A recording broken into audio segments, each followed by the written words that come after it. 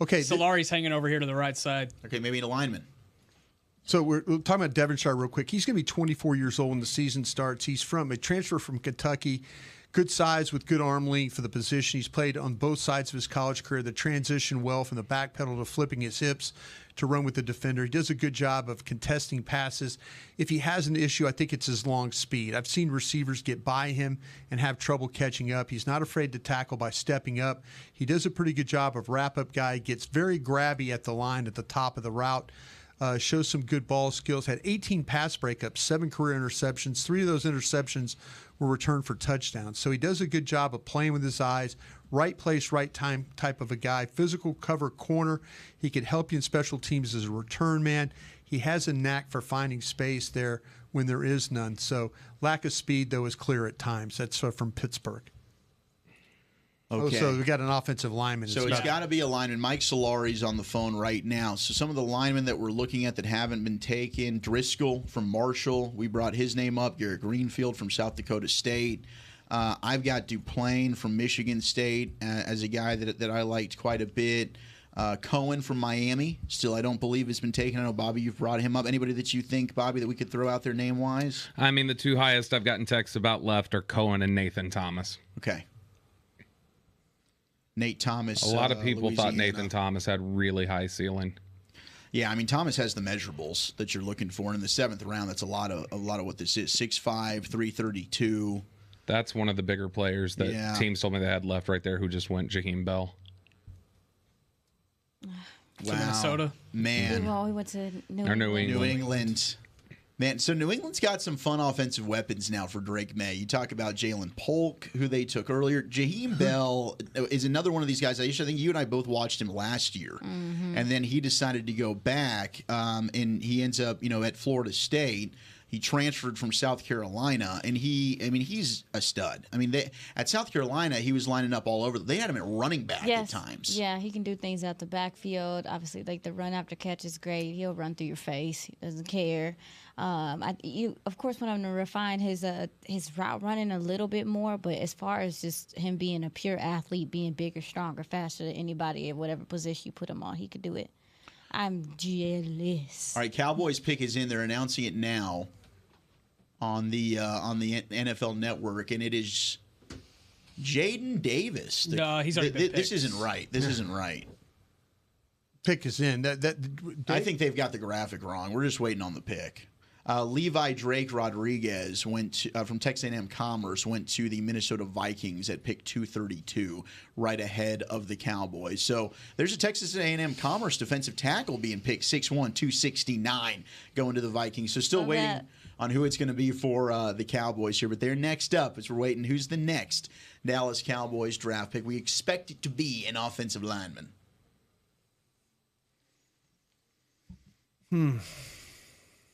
We've thrown out quite a few names. I mean, maybe one of these names ends up sticking. Yeah, the guy. Didn't you say that they want someone that they don't want to have to fight for? No, you don't want to have to fight for this guy. That's the whole idea. Don't fight for this. This pick is in. Nathan Thomas from Louisiana. There it is, Bobby. 6'5", 332. And you had heard it. I mean, you were on this one, Bobby, when it came to other teams around the league.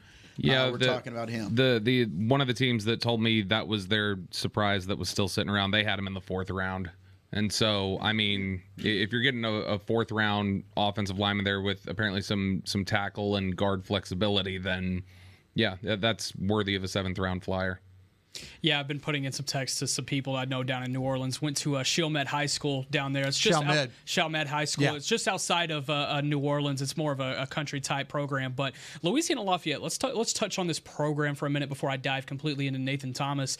The Cowboys, they found a steal in John Stevens Jr. last year out of Lafayette in the undrafted free agent pool. And Billy Napier was the head coach, and that program that he built down there in Western Louisiana allowed him to move on to Florida. But so many NFL talents are starting to come out of that program, and it has just continued under Coach DeSormo. This program is starting to put out some really big-time guys, but Nathan Thomas specifically, 6'5", 332 pounds, and is an absolute mauler in the run game. So in high school, he played in a wing T program, and he lined up at tight end, which in a wing T program, that may as well be an extension of the right tackle position. And so he has a lot of knacks in the run game, and you see that mobility from a tight end at the tackle position. However, I do think he has some guard flex. I think he's going to be able to slide inside if he needs to at the next level, but you see those long arms, that quick movement, the mobility that he has, those traits that he picked up at the high school level and blocking for wing T type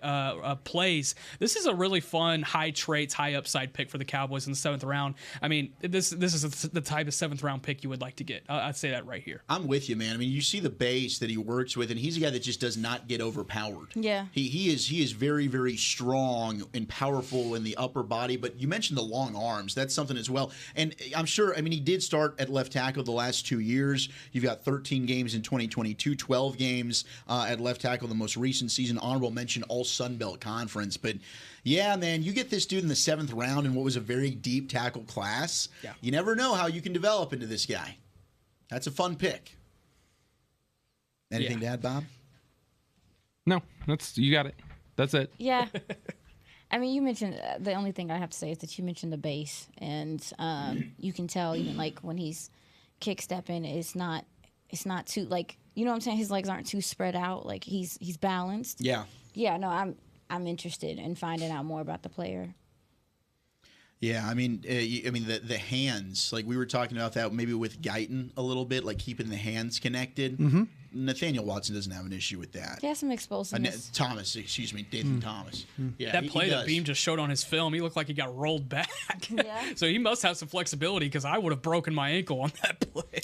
Yeah, this is exciting. I mean, this is definitely a guy that you can bring in and develop. I'm always for attacking and throwing darts along the offensive line, and especially depth, right? I mean, you've got guys like Josh Ball, Matt Waletzko. They haven't been able to stay healthy. We'll see about Awesome Richards. I think we were excited about him last year. But just keep throwing options out there along the offensive line, because there's just not enough good linemen to go around. No, there's not. And the thing about it is, you mentioned the name Awesome Richards. I wish that we would have had more of an opportunity to see Awesome Richards.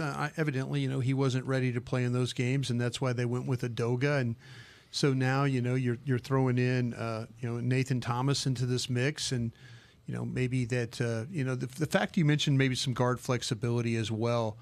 But, yeah, you're right. The offensive lineman, you kind of just keep throwing it at him and hope things work out. Yeah, excited to get to talk with Nathan Thomas here soon. Yeah, NFL Network's Lance Zierlein had a 4th-round grade on on Nathan Thomas. It's the traits, it's the length, it's the mobility that he's displayed, basketball background, athletic, run block, pass pro. I mean, he has a lot of experience, too. This is a fun pick that you can make here in the 7th. Well, and he's lined up on both sides, because when they would go on an unbalanced line there, he'd go kick over to the right side. Sure.